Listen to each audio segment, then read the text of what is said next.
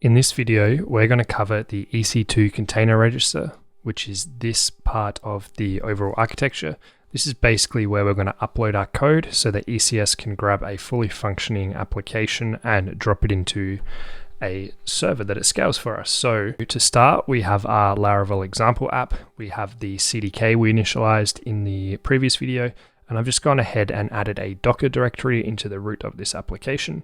Now, I'm not going to cover Docker in detail because it's going to vary depending on the language and framework you use. So Docker is assumed knowledge for this course. If for whatever reason you are not comfortable with Docker, just Google Docker tutorials for the specific language and framework you are using, and you will find plenty of free resources. So this is a PHP application, so the main application is going to be served via Apache. The only thing I really need to cover here that's going to be kind of common across all your Docker files, regardless of what language or framework you use, is this environment variable here, the AWS container credentials relative URI. Basically, the ECS container agent sets this when your task starts, and it's exposed to the main process that has the process ID of 1. So if your program isn't running on process ID 1, it won't be able to see this environment variable, and your container won't actually be able to access any of the AWS SDKs, because it basically uses this to access the roles credentials. So we'll cover task roles in a later video, but basically you define a role and a set of permissions for each task that specifies how your container is run.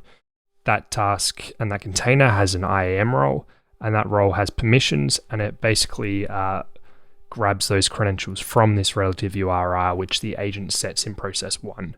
So you're going to have to potentially export this to be able to be accessed from whatever is your main process for your container. So for Apache, that's this. For the scheduler, I'm running a cron tab. So to pass that environment variable to the cron tab environment, it just is in etc environment.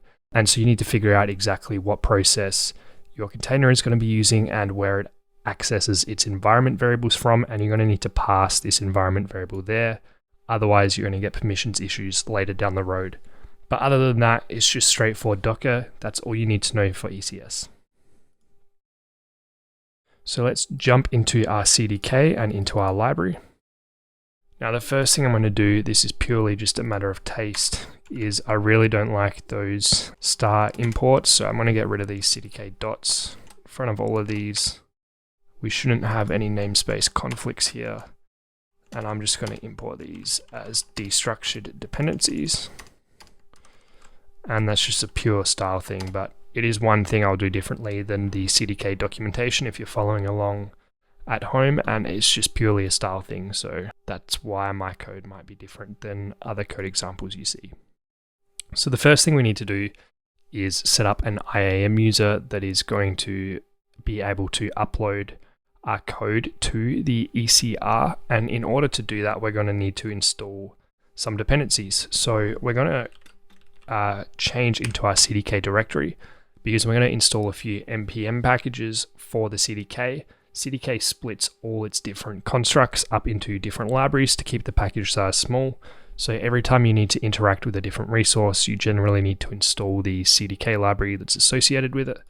So we're going to need 3 here. We can just import them as normal dependencies because none of this code gets deployed anyway. It's all just run from your deployment pipeline. So we're going to need IAM, we're going to need ECR assets, and we're also going to need just ECR. So let's go install those 3 dependencies. Cool. And now we can start here. So this is not going to be a deep dive into CDK or a best practice guide for CDK. We're just going to do the bare minimum to spin up the architecture in our example. So the first thing we're going to want to do is create a user.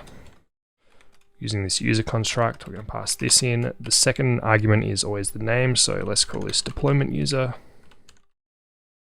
And then the third parameter is always the set of properties for the construct. So we don't need any in this case. We're going to import this IAM user.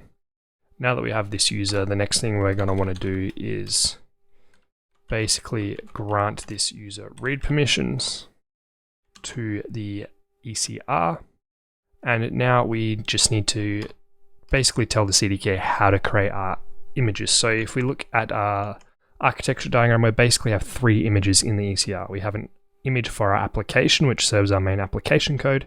We have an image that is for background jobs, and background jobs are basically processing our SQS queue. And then we have a scheduler image, which is basically just the image that runs our scheduled jobs via the cron tab. So we're going to basically create 3 different image constructs here.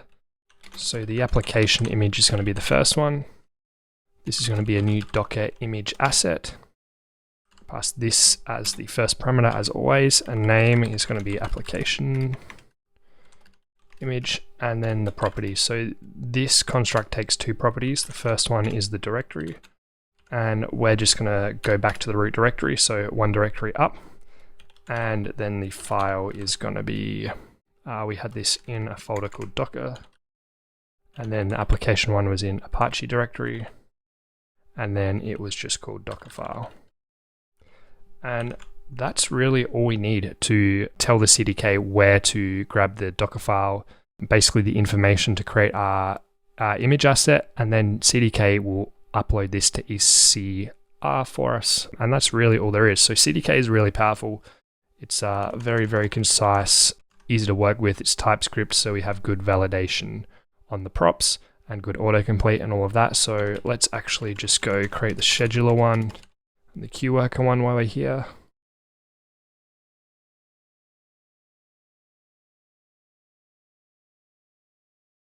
Let me just validate that. So we have our Docker, Apache, queue worker, scheduler, cool. So it's basically just going to grab these Docker files. If I grab the main one for the application, and yeah, it's going to build our assets from that. And that's all we need to do for now. So I can run CDK synth here.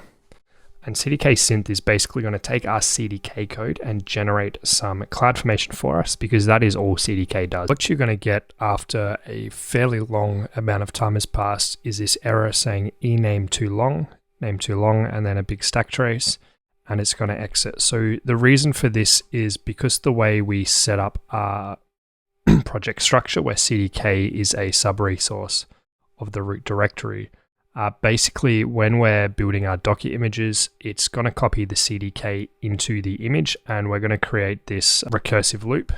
So what we need to do is, if you don't have a Docker ignore file, you need to create one. If you do have one, you're going to need to open that up. You're going to want to open that up, and you're basically going to want to add CDK to that. And then it just turns that into CloudFormation for us. So after we run synth, we will notice we now have a CDK out directory. If we go to CDK out, CDK out template, we'll basically see this has generated CloudFormation for us. And in order to deploy this, we just need to make sure that we have our AWS profile set. So I just have a AWS account that I've called Playground Admin. I have my credentials set on my local machine, and we can just run CDK deploy.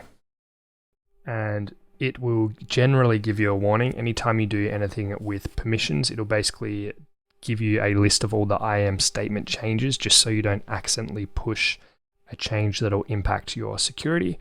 And if that looks all good, you just tell it yes. This is going to fail because we haven't actually bootstrapped a new CDK project yet. So CDK actually requires some resources in your account for it to work. So we need to run CDK bootstrap. You might not be able to see with this contrast, but the error message basically just tells that run CDK bootstrap to initialize the resources you need in your account. So let's run that. This is going to create some base resources for us, and you can see this CDK CLI is actually pretty nice. It tells us exactly the resources that have been created. It will just take a few minutes to run. Great. And now we can run CDK deploy, now that it has bootstrapped that environment for us. Yes, I want to deploy these changes. And this is going to go ahead and build the Docker images from our Docker file and upload them to ECR. This is going to take a while.